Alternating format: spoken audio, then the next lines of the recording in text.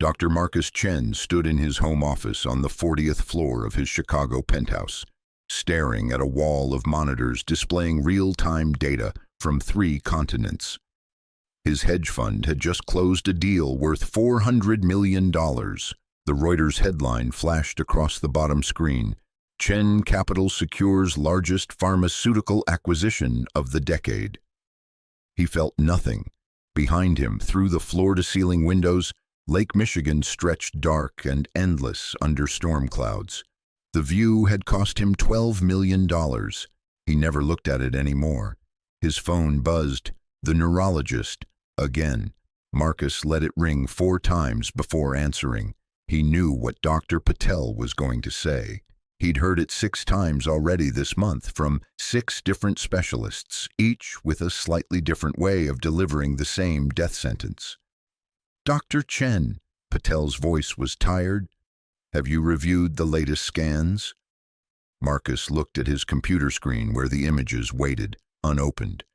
2 small brains, identical in structure, both showing the same devastating pattern of deterioration. "I've reviewed them," he lied. "Then you understand we're past the experimental stage. Without a breakthrough in the next 90 days, Patel paused, and Marcus could hear him choosing his words carefully. "Mr. Chen, I'm advising you to consider making the boys as comfortable as possible. Start thinking about quality of life rather than keeping them alive." Marcus's voice was flat. "I didn't say that." "You didn't have to." Silence stretched between them. Finally, Patel spoke again, gentler this time. "How are Ethan and Evan doing with the current caregiver?"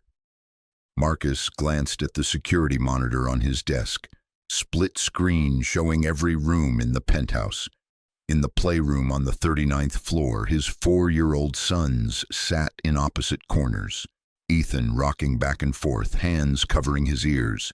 Evan staring at the wall, tracing the same pattern over and over with his finger. Between them, the latest caregiver, a woman with impressive credentials from Northwestern, sat reading her phone, not even trying anymore. "She's adequate," Marcus said. "Marcus." Patel's use of his first name made something tighten in Marcus's chest. "Those boys need more than adequate. They need—" "I know what they need." Marcus's hand moved to close the security feed, but he stopped. Watched Ethan begin hitting his head against the floor. Watched the caregiver finally notice, stand up, try to intervene. Watched his son scream and thrash until she backed away, defeated. "They need their mother," Marcus finished quietly, "and she's dead." Dr. Patel said nothing. What was there to say? Sarah had been gone 18 months. Ovarian cancer, stage 4, diagnosed 3 weeks after the boys received their autism diagnosis. She'd lived 6 months after that, long enough to see them start to slip away, long enough to whisper to Marcus in those final days, "Don't let them disappear. Please, don't let our babies disappear." He'd failed. "I'll call you next week," Marcus said and hung up before Patel could respond. He pulled up the security footage and rewound to earlier that morning. Watched the caregiver try to engage the boys with flashcards, therapy blocks, sensory toys, all the tools the specialists recommended. Watched Ethan throw them across the room. Watched Evan not even acknowledge they existed. Then he rewound further, to 3 months ago, the previous caregiver. She'd lasted 6 weeks before stealing Sarah's jewelry and disappearing. Before that, one who'd sold photos of the boys to a tabloid. Before that, one who'd locked them in their room for hours while she entertained her boyfriend in the guest suite. 11 caregivers in 18 months. 11 betrayals. Marcus had stopped believing in people who claimed they wanted to help. Everyone had an angle. Everyone wanted something. The only difference was how long it took them to show it. His assistant's voice came through the intercom. "Dr. Chen, your 4 o'clock is here. The new caregiver candidate." Marcus checked his watch. "Send her up." He didn't bother reviewing her file again. He'd already had her background checked 6 ways. No criminal record, no social media presence to speak of. 7 years working as a home health aide. Currently taking night classes at community college. References that were decent, but not glowing. Nothing about her stood out, which was exactly why his assistant had flagged her application. After 11 caregivers who'd looked perfect on paper and imploded in reality, maybe unremarkable was what they needed. The elevator chimed. Marcus watched on the security monitor as a woman stepped into his penthouse foyer. Late 20s, maybe 30, dark hair pulled back in a simple ponytail, wearing jeans and a cardigan that had seen better days. She carried nothing except a small purse and stood there looking around the marble entryway like she wasn't sure she was in the right place. Marcus left his office and found her still standing there, staring up at the art installation Sarah had commissioned. A cascade of hand-blown glass that cost more than most people's houses. "Ms. Reeves?" His voice echoed in the cavernous space. She turned, and he noticed her eyes first. Brown and clear and tired in a way he recognized. Not the tiredness of a long day, the tiredness of a long grief. "Dr. Chen." She extended her hand.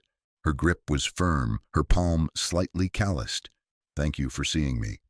"Your resume says you're studying music therapy." "Yes, sir. Part-time program at Roosevelt University." "Why music therapy?" She hesitated, and he saw her decide how much truth to tell him. Because sometimes words don't work. Sometimes people need another language. Marcus studied her.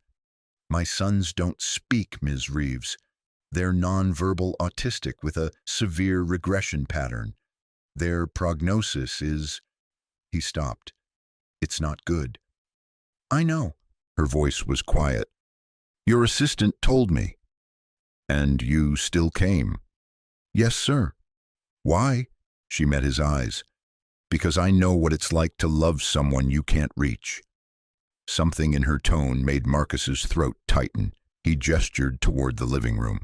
"Sit. We need to talk about expectations."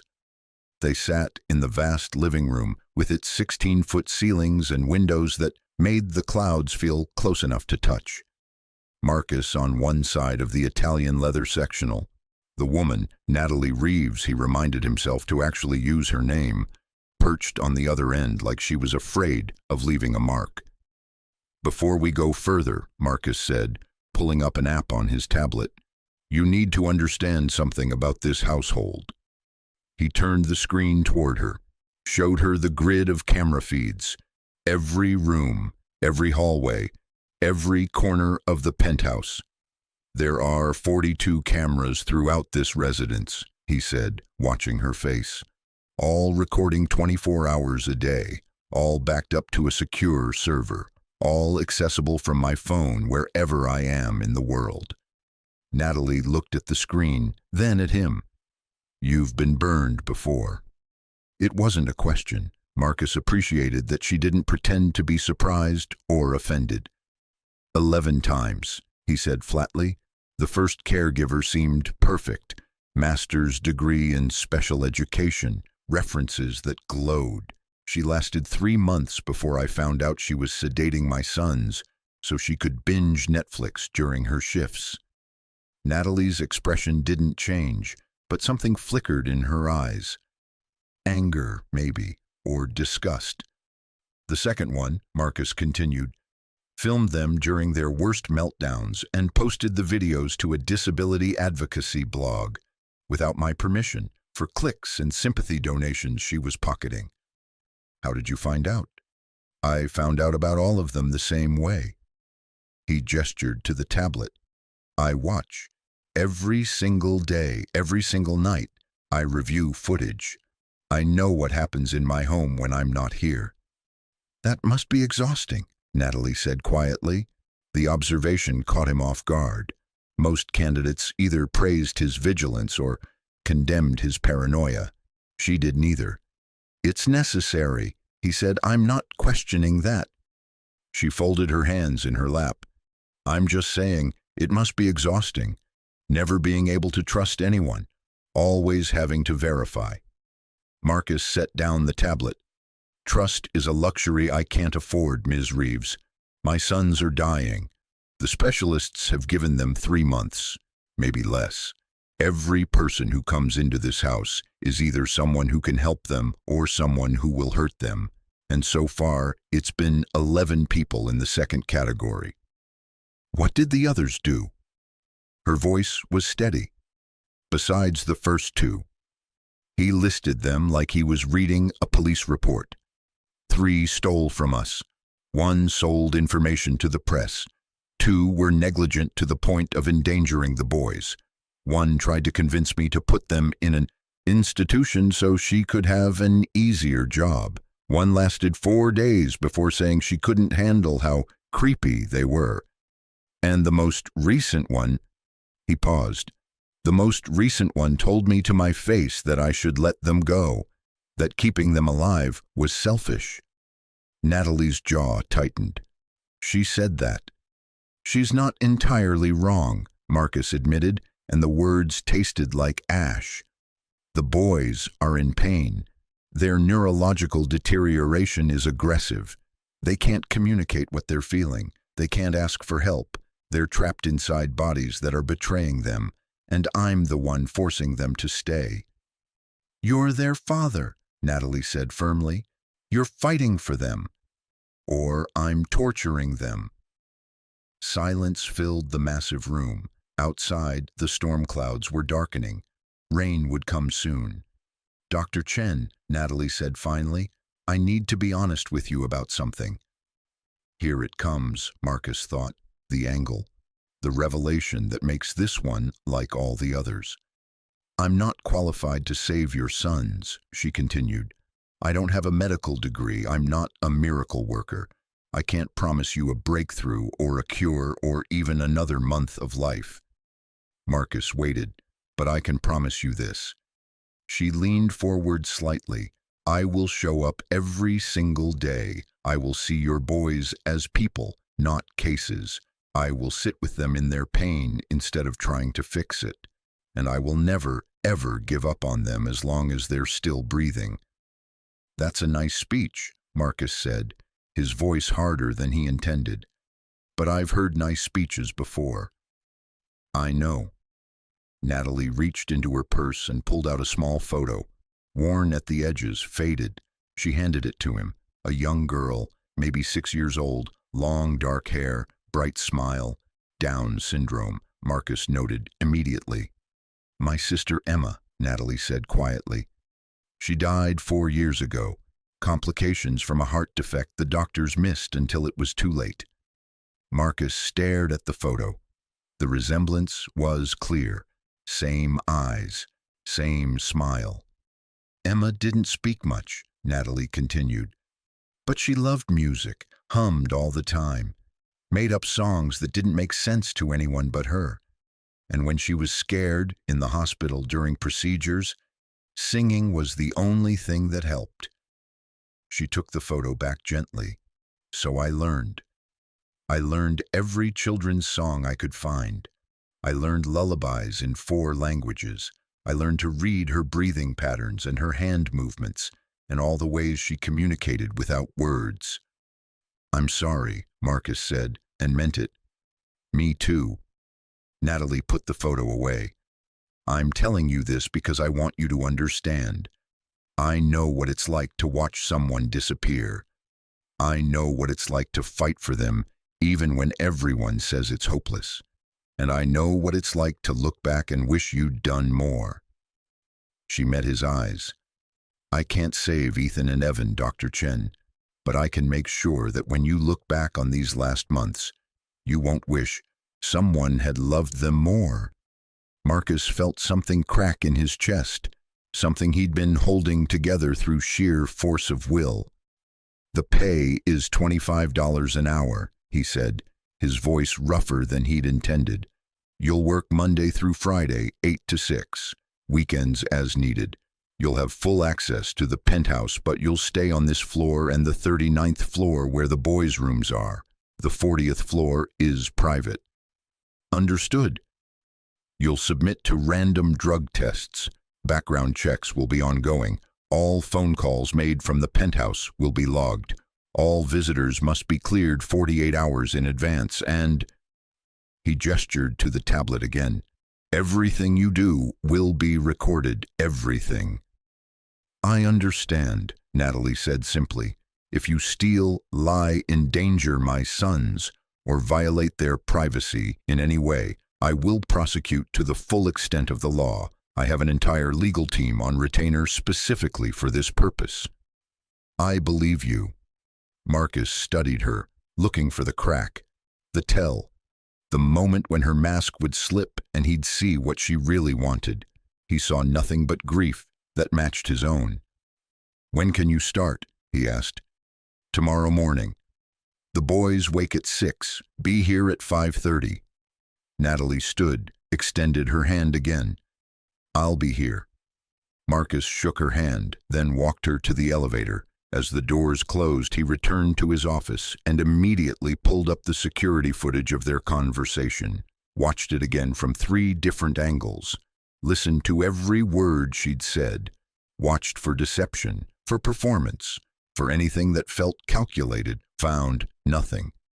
He leaned back in his chair and closed his eyes. Let himself hope, just for a moment, that maybe this time would be different. Then he opened his security app and set up alerts, motion detection in the boys' rooms, audio monitoring in the playroom, facial recognition to track Natalie's movements throughout the penthouse. Trust, but verify, or more accurately, never trust, always verify, because hope was a luxury he couldn't afford either. Natalie Reeves stood outside the Chen penthouse at 5:20 in the morning, watching her reflection in the polished elevator doors. She looked tired. She was tired. She'd been up until 2 working her overnight shift at the group home, then gone home to shower and change before catching the first train downtown. Her body ached, her eyes burned, and she had 9 hours ahead of her, with 2 dying children whose father watched her every move like she was a potential threat. She should have said no to this job, but then she'd seen their photo. Ethan and Evan, 4 years old, identical twins with dark hair and eyes that looked lost even in a still image. And she'd thought of Emma who'd died surrounded by beeping machines and fluorescent lights and nurses who meant well but didn't understand that she needed someone to sing to her. Natalie pressed the button for the 40th floor. The elevator opened directly into the penthouse. The foyer was exactly as empty and cold as she remembered. Marcus Chen stood waiting, dressed in a suit that probably cost more than her car. His expression was unreadable. Ms. Reeves, on time. Yes, sir. Follow me. He led her through the penthouse without speaking. Natalie noticed things she hadn't during the interview. The complete absence of family photos. The furniture arranged more like a showroom than a home. The silence. The kind of deep, heavy silence that comes from a place where laughter has been forgotten. They took a private elevator down 1 floor. When the doors opened, Natalie stepped into a completely different world. This floor was designed for children. Soft carpeting, walls painted in gentle blues and greens, natural light streaming through windows that looked out over the lake, and yet, somehow, it felt just as cold as upstairs. Marcus stopped outside a door marked with 2 wooden letters, E and E. They're still sleeping, he said quietly. Or at least they're in their beds. Ethan sometimes sleeps. Evan rarely does. What's their routine? Natalie asked. They don't have one. Every caregiver tries to establish routines. The boys resist, or they comply for a few days and then regress. He paused. Dr. Patel says the regression is part of the disease process. Their brains are deteriorating. They're losing skills faster than we can maintain them. Natalie heard what he didn't say. This is hopeless. Don't expect miracles. Prepare yourself to watch them die. Can I see their room? Marcus opened the door carefully. The room beyond was large and carefully designed. 2 cribs, even though the boys were far too old for cribs. Marcus must have seen her expression because he said, "They can't be in regular beds. Too much risk of injury during seizures." The room was filled with every therapeutic toy imaginable: weighted blankets, sensory swings, a ball pit, textured mats, visual stimulation panels. None of it looked used. In one crib, a small boy lay curled on his side, hands pressed over his ears even in sleep. In the other, a second boy sat upright, eyes open, staring at nothing. Ethan and Evan. Natalie's throat tightened. "The one sleeping is Ethan," Marcus said. "Or trying to. He's sensitive to sound. Any noise distresses him. The specialists recommended a white noise machine, but it made things worse." "And Evan? Evan doesn't sleep more than 2 or 3 hours a night. He stims constantly, hand flapping, rocking, tracing patterns. If you interrupt the pattern, he melts down." Marcus's voice was clinical, detached. This was how he survived, Natalie realized, by treating his sons like a problem to be solved rather than children slipping away. "What have previous caregivers tried?" she asked. "Everything. Applied behavioral analysis, relationship development intervention, floor time, picture exchange communication, occupational therapy, physical therapy, speech therapy." He listed them like a grocery list. Some helped temporarily, nothing lasted. "What about music?" Marcus looked at her. "Music? You said Ethan is sensitive to sound. What about intentional sound? Music designed to soothe rather than stimulate." "We tried that. Classical music, nature sounds, lullabies. He screamed until he vomited." Natalie nodded slowly. "May I try something?" "Now?" "If you will allow it." Marcus checked his watch. "You have 15 minutes. Then I need to leave for a meeting in New York." Natalie entered the room slowly. The air felt heavy, like the grief here had weight. She approached Evan's crib first, moving into his line of sight without making direct eye contact. "Hello, Evan," she said softly. "My name is Natalie. I'm going to be here for a while. I want to be your friend." Evan didn't acknowledge her, just continued tracing the same pattern on his blanket. Circle, line, circle, line, circle, line, over and over. Natalie sat on the floor beside the crib, not trying to touch him, not trying to interrupt, just being present. Then, very quietly, she began to hum. Not a children's song, not a lullaby, just a simple melody, low and steady, the same 3 notes repeated, matching the rhythm of Evan's hand movements. Circle, line, circle, hum, hum, hum. Evan's hand slowed, just slightly, just enough that Natalie knew he'd heard. She kept humming, kept the rhythm steady, kept her body still and non-threatening. Evan's hand stopped. He looked at her, really looked. For the first time, his eyes focused. Dark eyes like his father's, full of something Natalie couldn't name. Fear, maybe, or hope. "Hello," she whispered. Evan blinked, once, twice. Then returned to his pattern, but slower now, less frantic. Behind her, Marcus stood frozen in the doorway. Natalie moved to Ethan's crib. The boy was still curled up, still covering his ears. She didn't hum this time, just sat down with her back against the crib and started tapping very gently on the floor. Not a rhythm, just a pulse. Slow, steady, like a heartbeat. Tap, pause, tap, pause, tap. Ethan's hands shifted slightly, still covering his ears, but not pressed as tightly. Natalie kept tapping, kept the rhythm, let it be the only sound in the room besides breathing. After 5 minutes, Ethan's breathing slowed, deepened. He was actually sleeping now. Real sleep. Natalie stood carefully and followed Marcus back into the hallway. "What did you just do?" His voice was tight. "I didn't do anything," Natalie said. "I just offered them something predictable, something they could control." He fell asleep, Ethan doesn't fall asleep unless he's been awake for 48 hours straight. Maybe he just needed permission to feel safe. Marcus stared at her. That's not how autism works. That's not how any of this works. Maybe not, Natalie agreed. But it worked. CTA number 1. If you're enjoying this story so far, don't forget to hit the like button and subscribe. Drop a comment telling me where in the world you're watching from. I love hearing from you. Section 4. The Breaking of Protocol. Marcus left for New York at 7. Before he left, he showed Natalie where everything was.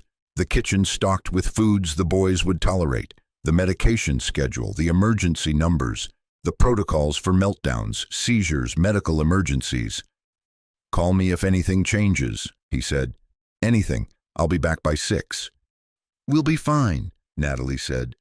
She wasn't sure she believed it. After Marcus left, the penthouse felt different, bigger somehow, emptier. Natalie made herself coffee in a kitchen that looked like it belonged in a magazine, all marble and steel and appliances. She wasn't entirely sure how to operate.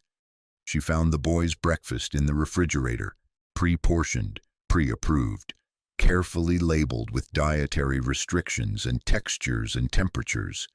The previous caregiver had left detailed notes. Everything had to be exact or the boys wouldn't eat. Natalie read the notes. Then she folded them and put them away. In her bag, she had a portable speaker, small, battery-powered, nothing fancy. She set it up in the playroom and connected her phone. Then she went to get Ethan and Evan. They were both awake now, Ethan rocking in his crib, Evan tracing patterns on the wall. Neither one acknowledged her when she entered. "Good morning," Natalie said, keeping her voice gentle. "I'm Natalie, remember me? I was here earlier. I'm going to take care of you today." No response. She lifted Evan out of his crib first. He was tiny for 4, light enough that she could easily carry him.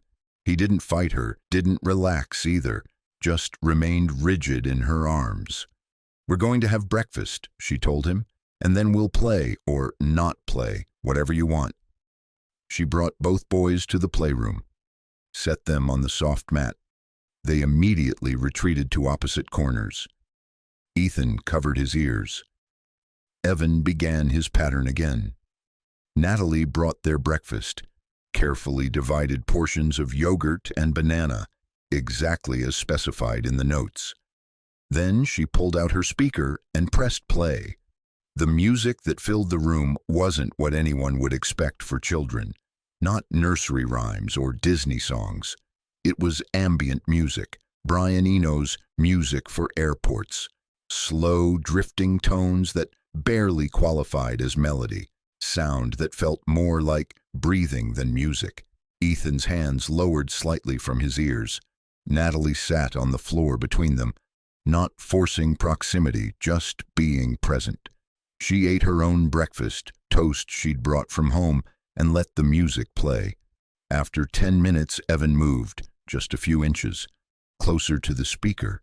After 20 minutes, Ethan stopped rocking. Natalie didn't comment, didn't react, just kept eating, kept breathing, kept being predictable. When the album ended, she let silence fill the room for a while. Then she spoke quietly. "I knew someone like you once. Her name was Emma. She didn't talk much either, but she loved music. She understood it in a way words never worked." Ethan looked at her, just for a second, then away again. "Emma taught me that sometimes," Natalie continued. "The most important thing isn't fixing or changing. Sometimes it's just being with someone, just letting them know they're not alone." She stood up and started moving toys, not playing with them, not demonstrating, just organizing, sorting by color, by size, creating patterns. Evan watched her hands. She hummed while she worked, the same 3 notes from earlier, matching the rhythm of his hand movements. Slowly, Evan crawled closer, not to her, to the toys. He picked up a blue block, set it down, picked up another blue block, set it next to the first one. Natalie kept sorting, kept humming, kept her movements slow and predictable. Evan lined up 6 blue blocks in a row. It was the first intentional play action Marcus had seen from his son in 4 months.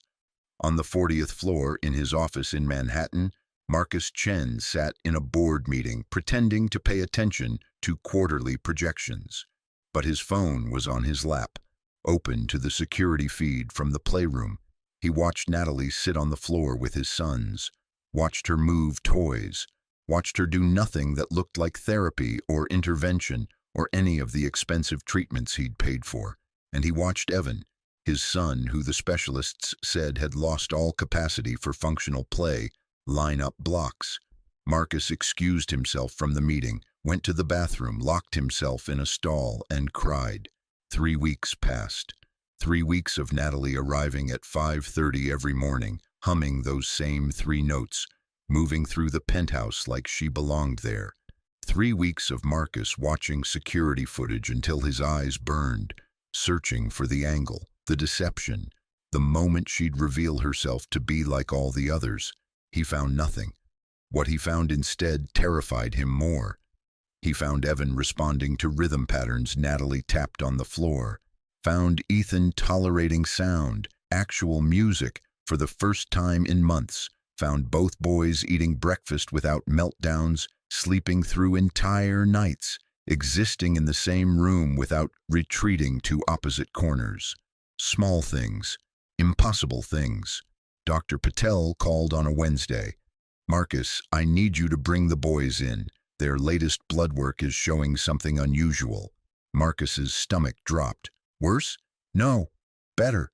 Significantly better. Their cortisol levels have decreased. Neural inflammation markers are down. I don't understand it, but something's changed."